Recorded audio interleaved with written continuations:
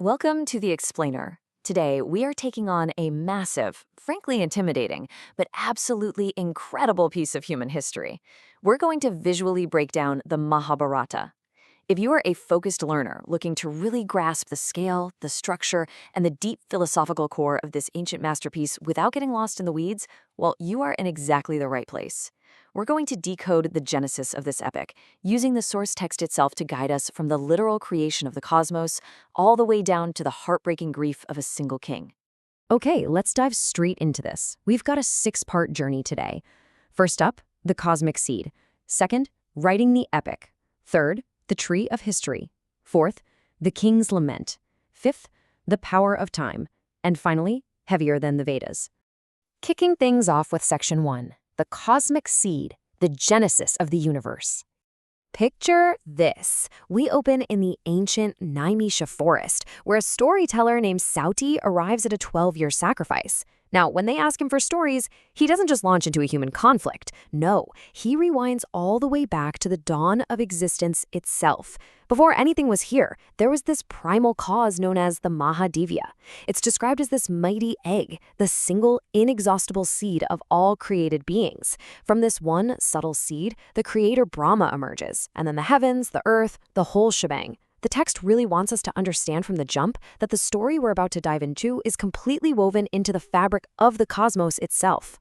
And as you can see right here, this whole ancient worldview hinges on time being a cycle. It's not a straight line. Creation isn't just a one-time event that happened in the past. Whatever exists in the universe, whether it's animate or inanimate, is eventually going to be confounded at the end of the world, only to be totally renovated at the start of a new age. It's a perpetually revolving wheel, without beginning or end. And this constant wheel of destruction and rebirth, that's the grand cosmic stage where our human drama is going to play out. To really hammer home just how mind-bogglingly vast this cosmology is, Sauti gives the sages a very specific number for the generation of the devas, or divine beings. 33,333. Highlighting this number brilliantly illustrates the staggering scale we're dealing with here. We literally have to mentally zoom past tens of thousands of gods, through unfathomable ages of time, and through entire generations of celestial beings, just to finally land on the human family tree of the Kurus and the Pandavas. Moving right along to Section 2, writing the ultimate epic and the divine scribe. So you might be wondering, how does anyone actually record a history of this scale? Well, the text gives us this totally fascinating meta-narrative about the great sage Vyasa. He basically composed this massive poem in his mind, but desperately needed a scribe. So look at this incredible clash of minds we're showing here. Vyasa strikes a legendary bargain with the divine being Ganesa. Ganesa says, sure, I'll write it, but my pen cannot stop for even a single moment. He wants relentless flow. But Vyasa counters with this absolutely brilliant condition. Ganesa cannot write down a single word he doesn't fully comprehend. It creates this amazing intellectual tension right out of the gate between the human author and his divine scribe. So how exactly does a human sage keep ahead of an all-knowing divine scribe who flat-out refuses to pause? Vyasa's strategy is genius. He deliberately dropped in 8,800 verses that were incredibly close-knit, dense, and super mysterious in their meaning. He essentially knotted the poetry so tightly that even the omniscient Ganesa had to pause, just for a second, to decipher the meaning. And in those brief, quiet moments of divine contemplation, Vyasa bought himself exactly enough time to compose the next batch of verses in his head. And the total volume of work they ended up producing together is just staggering. While the text notes that millions of verses exist out there in the celestial realms, the version Vyasa actually published for us down in the human region consists of 100,000 verses. I mean, think about the sheer weight of that number. It's an ocean of history. Actually, scratch that. It's practically a whole universe of religion, rules of conduct, and philosophy, all designed to open the eyes of a world blinded by ignorance. All right, part 3, the tree of history, a really brilliant literary metaphor. Now, let's be honest, navigating 100,000 verses is no easy task for anybody. So Vyasa provides us with this magnificent visual map to help us out. He imagines the entire epic as this massive living tree, and he ingeniously maps anatomical parts of a tree to specific books, or parvas. The chapter of contents, that's the seed. The early sections act as the roots and the trunk. The Book of Bhishma is this main branch marking a huge divergence in the story, and the Book of Sauti, which dives deep into peace and duties, is the mighty fruit. The text basically promises that this massive tree of history is going to be an inexhaustible source of inspiration for poets forever. And this brilliantly illustrates how deeply ingrained this metaphor really is, because the text applies the exact same arboreal concept right to the main heroes, the Pandavas. Yudhishthira is the overarching tree of virtue. The peerless warrior Arjuna, he's the sturdy trunk. Bhima represents the reaching branches. The twins are the full-grown fruit and flowers. And their ultimate support system, Krishna and the Brahmanas, well, they are the deeply grounded roots holding the whole thing together. It's such a beautiful way to tie the characters' traits directly to the organic growth of the narrative itself. This brings us to Section 4, The King's Lament, a true litany of despair. Because you see, this grand tree of virtue is ultimately watered by immense suffering.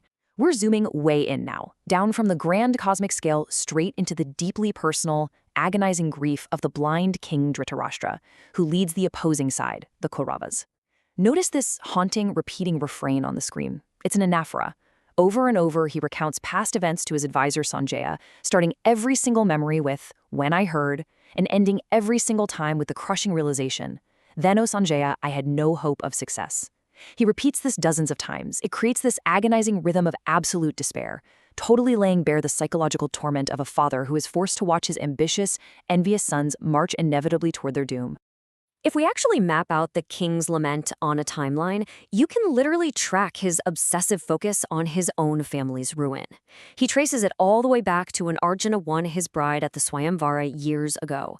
He traces it through that rigged dice game that stripped the Pandavas of their kingdom, right through their harsh wilderness exile, and deep into the bloody war itself, agonizing over the fall of legendary commanders like Bhishma and Drona. With every single event on this timeline, his realization of impending doom just compounds. And the sheer scale of this doom culminates in this number right here, 18. 18 Akshahunis. Now, an Akshahuni is an ancient measure of a massive army formation. We're talking hundreds of thousands of chariots, elephants, cavalry, and infantry. The king recounts in sheer, unadulterated horror that 18 entire armies of warriors have been completely wiped out in this terrible, world-ending conflict. So the devastating bottom line here, the absolute scale of the destruction. From armies that numbered in the millions, the king wails that he is now surrounded by utter darkness.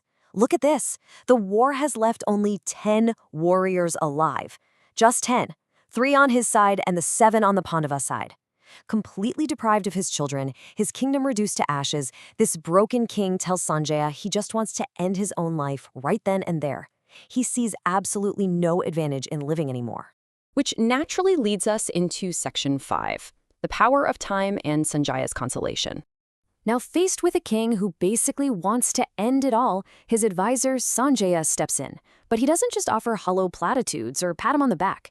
He zooms our perspective way back out to the universal scale. He uses history. He lists 24 mighty ancient rajas, legendary conquerors like Puru, Bharata, and Rama. These were men of vast exertion, men endowed with incredible wisdom, who conquered the earth by justice. And yet, Sanjaya points out, despite all their glory, every single one of them ultimately succumbed to fate. He is forcefully reminding the king that even the absolute greatest among us cannot escape the ultimate equalizer. And then Sanjaya drops this incredibly profound truth bomb. Listen to this. Time createth all things, and time destroyeth all creatures. It is time that burneth creatures, and it is time that extinguishes the fire.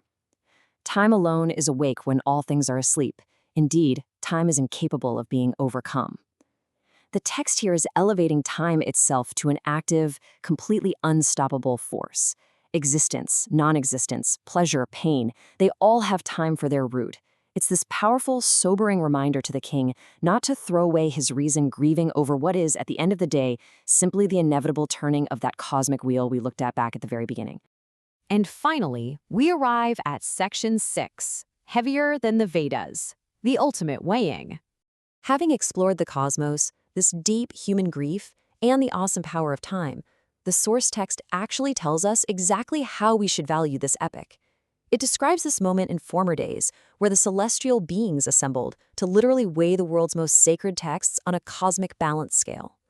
On one side, They place the four Vedas, the foundational, unshakable bedrock of ancient Indian spiritual life. And on the other side, they place the Bharata, the historical and spiritual epic compiled by Vyasa. And the result of that cosmic weighing? It literally gives the epic its name. It earned the prefix Maha, meaning great, becoming the Mahabharata, because it actually weighed heavier in substance and gravity of import than the four Vedas combined. Think about that for a second. The text cements itself as the absolute ultimate culmination of philosophy, history, and spiritual merit. It even declares that whoever truly knows its meaning is saved from their sins, making it not just a fascinating story, but a profound act of piety to even study it. So we've traveled from the cosmic egg all the way to the utter devastation of war, guided the whole way by the unstoppable force of time.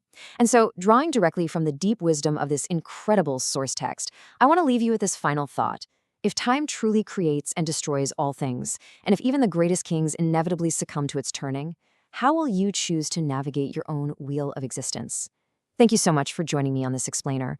Keep learning, keep questioning, and I will see you next time.